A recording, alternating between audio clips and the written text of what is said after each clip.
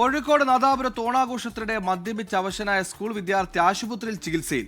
അമിത അളവിൽ മദ്യം കഴിച്ചതോടെ 17-കാരൻ അബോധാവസ്ഥയിലാവുകയായിരുന്നു. ഓണാഘോഷത്തിനിടെ വിദ്യാർത്ഥികൾ ചേർന്ന് മദ്യപിക്കുകയായിരുന്നു.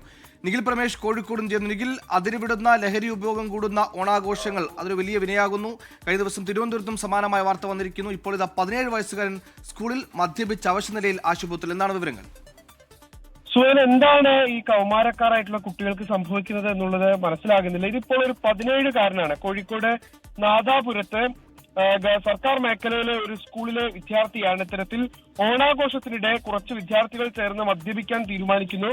അതിലൊരു കുട്ടി അമിത അളവിൽ മദ്യം കഴിക്കുന്നു. തുടർന്ന് അബോധാവസ്ഥയിലായ ഈ വിദ്യാർത്ഥിയെ കൂടെ ഉള്ളവർ ബൈക്കിൽ കയറ്റി വിദ്യാർത്ഥിയുടെ വീടിന് സമീപത്തെ ബസ് സ്റ്റോപ്പിൽ ഇറക്കി വിടുകയായിരുന്നു. നല്ല കൂട്ടുകാരാണ്.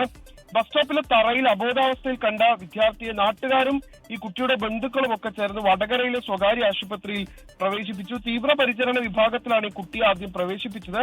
ഈ സംഭവത്തിൽ പോലീസ് ഇപ്പോൾ അന്വേഷണം ആരംഭിച്ചിട്ടുണ്ട്.